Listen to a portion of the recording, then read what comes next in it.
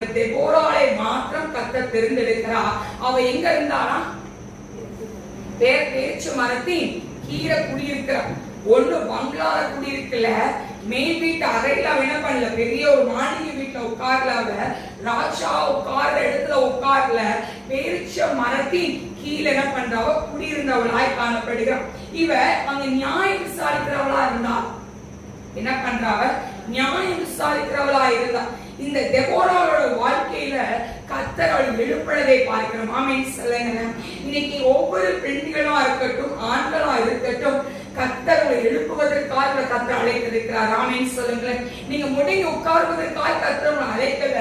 உங்க அழைத்த நோக்கம் என்ன அப்படின்னா, என் மகனை வச்சு நான் செய்யணும்னு நினைக்கிறேன், என் மகளை வச்சு நான் செய்யணும்னு நினைக்கிறார் ஆண்டவர். ஆனா நம்ம என்ன சொல்றோம்? நான் உலக காரியத்துக்கு நான் போய்க்கிறேன், கொஞ்சம் உங்க சமூகத்துக்கு நான் வந்துக்கிறேன்னு சொல்றோம்.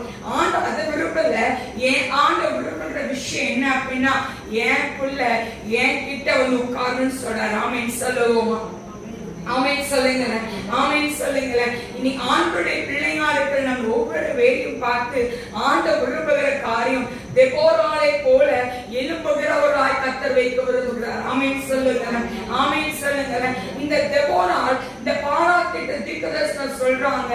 ஆனா அவ சொல்லுற, உன் கையில இந்த தேசத்தை கர்த்தர் என்ன பண்ண மாட்டாரு, உன் கையில அவ சாக மாட்டான். ஒரு பெண்ணின் கையில தான் என்ன ஆவான், அவ சாவான்னு சொல்லி அவ சொல்றா பாருங்க. ஒரு அழகான ஒரு வார்த்தை சொல்றா பாருங்க. 8ஆம் வசனத்தை பாருங்க. 9ஆம் வசனம்.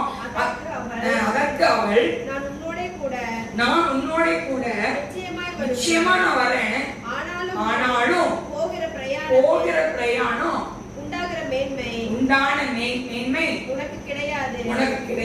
அப்ப யாருக்கு கிடைக்கும்? அந்த பெண்ணுக்கு கிடைக்கும். எந்த